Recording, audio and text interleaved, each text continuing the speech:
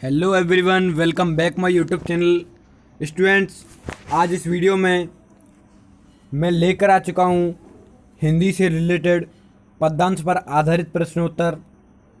मैंने पवनदूत का चैप्टर करा दिया है। अगर आपने उस चैप्टर को नहीं देखा है तो डिस्क्रिप्शन बॉक्स में लिंक है, आप वहाँ से देख सकते हैं। आज इस वीडियो में मैं पार्ट 2 कराने जा रहा हूँ, जिसका नाम है केकई का अनुताप, जो मैथिली शरण गुप्त द्वारा रचित है। आप इसको अच्छी तरीके से कर सकते हैं और अपने 10 मार्क्स को पूरा कर सकते हैं। मैंने आपको पहले भी बता दिया है कि 2-2 नंबर के 5 प्रश्न पूछे जाएंगे, जिससे आपके 10 अंक क्लियर हो जाते हैं। तो मैं स्टार्ट करता हूं आज इस चैप्टर को। केकई का अनुताप मैथिली शरण गुप्त द्वारा रचित है। केकई का अनुताप स्टार्ट करते हैं।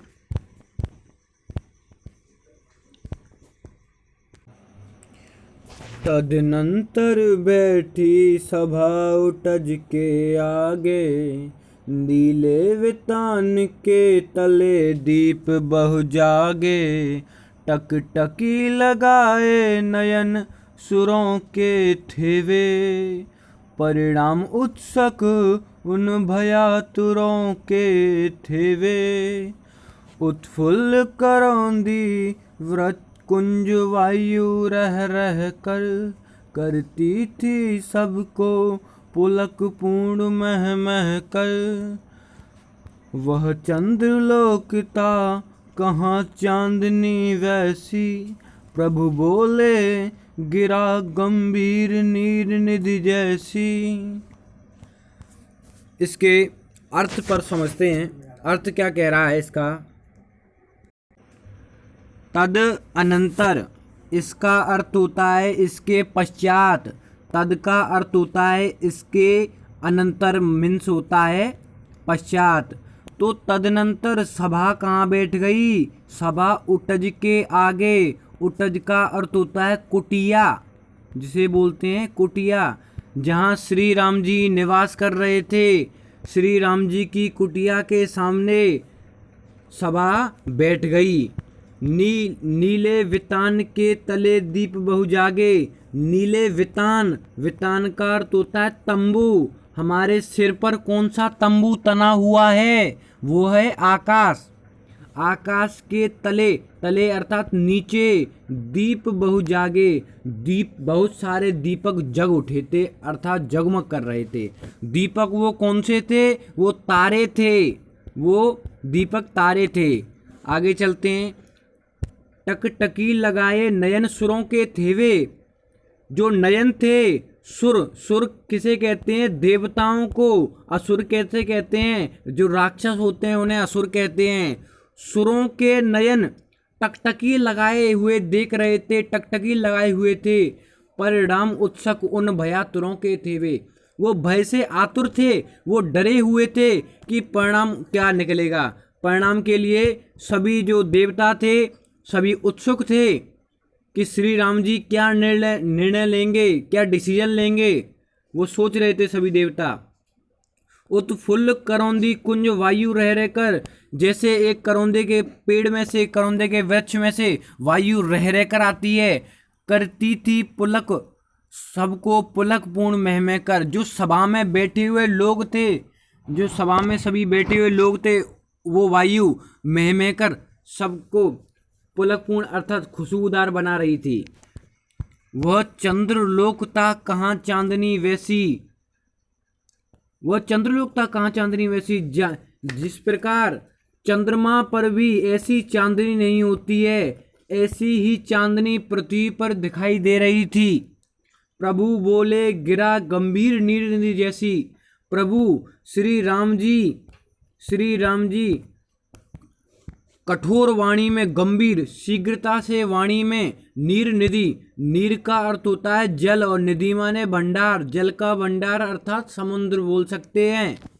समुद्र अर्थात श्री राम जी गंभीर वाणी में समुद्र के समान बोले।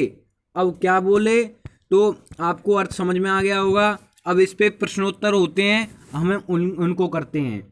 उपरोक्त पद्यांश के शीर्षक और कवि का नाम लिखिए। उपरोक्त पद्यांश के शीर्षक का नाम केकई का अनुताप और कवि का नाम मैथिली शरण गुप्त है। आपके इस क्वेश्चन के 2 नंबर पक्के हो जाते हैं। रेखांकित अंश की व्याख्या कीजिए। रेखांकित अंश का कौन सा है? प्रभु बोले गिरा गंभीर नीर जैसी। श्री राम जी गंभीर वाणी में समुद्र के समान बोले, तो इसे ऐसे ही अर्थ कर सकते हैं। फिर भरत किसे लेने के लिए चित्रकूट गए हुए थे? भरत अपने भाई किसे लेने गए थे? भरत अपने भाई श्री राम को चित्रकूट लेने के लिए गए थे। ऐसे क्वेश्चन आते हैं। 5 क्वेश्चन आएंगे आपके, 10 नंबर पक्के हो जाएंगे अगर आप इनको करके आते हैं। 10 मार्क्स का होता है ये, आपके बिल्कुल क्लियर हो जाते हैं। अयोध्या का राज्य किसे मिला था? अयोध्या का राज्य श्री राम को, अयोध्या का राज्य तो श्री राम को मिला था, परंतु अयोध्या का राज्य उनकी जो माता थी केकई, वो चाहती थी कि मेरे पुत्र भरत को मिले। तो इसलिए दशरथ जी थे, उन्होंने अपने पुत्र श्री राम को वनवास दे दिया 14 वर्ष का। किसके कहने पर? केकई के कहने पर। केकई के कहने पर श्री राम जी को वनवास दे दिया। केकई सोचती थी कि मेरा पुत्र भरत इस राज्य गद्दी को संभालेगा, परंतु भरत जी अपने बड़े भाई श्री राम से बहुत प्रेम करते थे, इसलिए बाद में अयोध्या का राज्य भरत को मिला था। इसमें अलंकार कौन सा है? अलंकार प्रभु बोले गिरा गंभीर नीर नदी जैसी। पंक्ति में कौन सा अलंकार है? पंक्ति में उपमा तथा अनुप्रास अलंकार है, दिखाई दे रहा होगा आपको। नेक्स्ट चलते हैं। कहते आते थे यही अब नर देही, माता न कुमाता पुत्र कुपुत्र भले ही। अब कहें सभी यह हाय विरुद्ध विधाता, है पुत्र पुत्र ही रहे कुमाता माता। बस मैंने इसका बाह मात्र ही देखा, दृढ़ हृदय न देखा, मृदुल गात्र ही देखा। परमार्थ न देखा, पूर्ण स्वार्थ ही साधा। इस कारण ही तो आज यह है बाधा, युग युग तक चलती रहे कठोर कहानी। रघुकुल में बीती एक अभागिन रानी। इसके अर्थ पर समझते हैं। अर्थ जब तक आप अर्थ करना सीख जाएंगे तो प्रश्न आप स्वयं कर सकते हैं अच्छी तरीके से। प्रश्न इस प्रकार बनते हैं। इन पंक्तियों में जो केकई हैं वो भरत की माता केकई अपने किए पश्चाताप पे, जो उन्होंने पश्चाताप कर रही हैं कि मुझे जो मेरे पुत्र हैं श्री राम, उन्हें वनवास नहीं देना चाहिए था। वो स्वयं को धिक्कारती हुई कहती हैं कि हे पुत्र राम, अभी तक लोग कहावत के रूप में यही कहते आते थे, यही अब नरदेही। जो लोग हैं कहावत के रूप में यही कहते आते थे कि पुत्र माता न कुमाता पुत्र कुपुत्र भले ही। माता के प्रति चाहे जो बच्चा होता है कितने भी अपराध कर ले, किंतु माता कभी उस पर क्रोध नहीं करती और न ही क्रोध से भरकर पुत्र का कोई नुकसान पहुंचाती है। इसलिए कहा जाता है पुत्र भले ही कुपुत्र निकल जाए, किंतु माता कभी कुमाता नहीं हो सकती। परंतु अब कहे सभी यह हाय विरुद्ध विधाता, है पुत्र पुत्र ही रहे कुमाता माता। अभी लोग इस समय यह कहेंगे कि वास्तव में देखा जाए तो माता बुरी हो सकती है, पुत्र पुत्र ही रहता है। माता बुरी हो सकती है, पुत्र पुत्र ही होता है।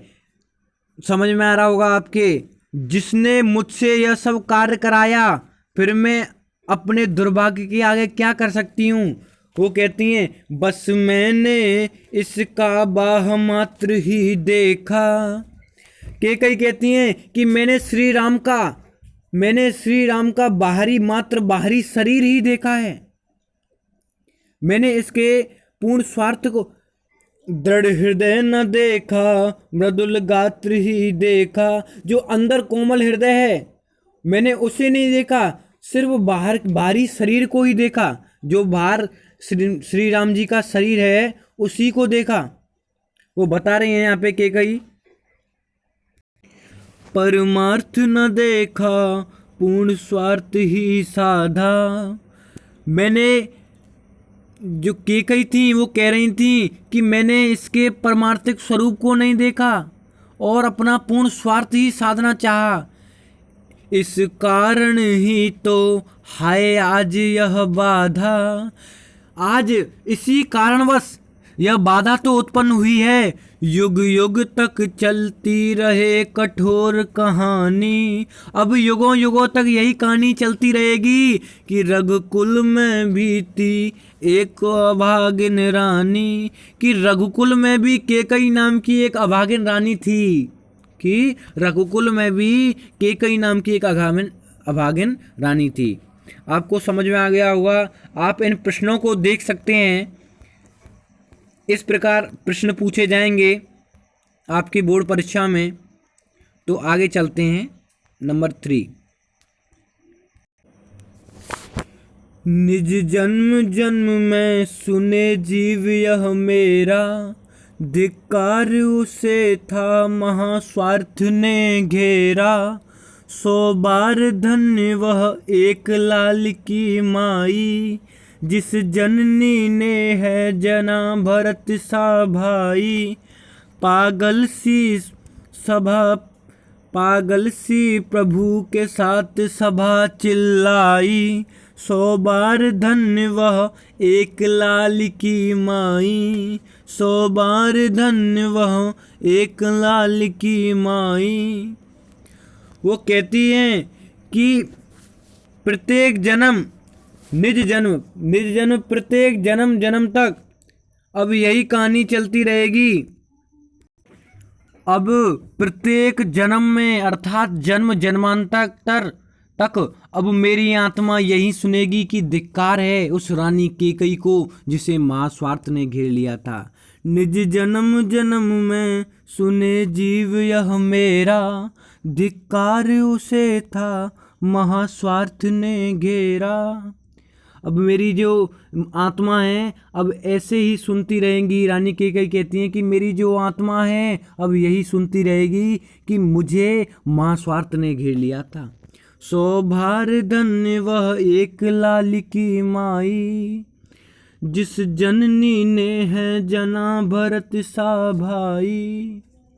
कैकेयी पश्चाताप भरे हुए शब्दों में श्री राम जी को कहती हैं कि जिस माता ने भरत जैसे अद्वितीय रत्न को जन्म दिया है, ऐसे बच्चे को जन्म दिया है, ऐसे पुत्र को पैदा किया है, वह 100 बार धन्यवाद देने के योग्य है, 100 बार धन्यवाद के पात्र है।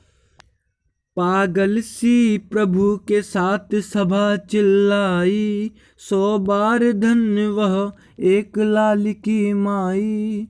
राम के इस वचन को सुनते ही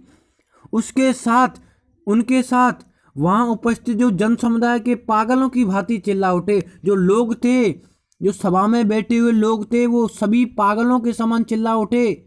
सचमुच वह माता धन्य है। वो कहने लगे कि ऐसी माता सत्य में धन्य है, सचमुच धन्य है, जिसने भरत को जन्म दिया है। इस प्रकार इन प्रश्नों को भी आप देख सकते हैं। आगे चलते हैं। मुझको यह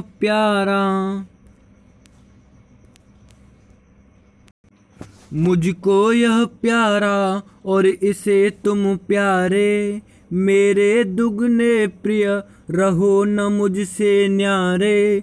मैं इसे न जानूं किंतु जानते हो तुम, अपने से पहले इसे मानते हो तुम। तुम भ्राताओं का प्रेम परस्पर जैसा, यदि वह सब पर यों प्रकट हुआ है वैसा। तो पाप दोष भी पुण्य दोष है मेरा, मैं रहूं पंकिला पदम कोश है मेरा। मैं रहूं पंकिला पदम कोश है मेरा।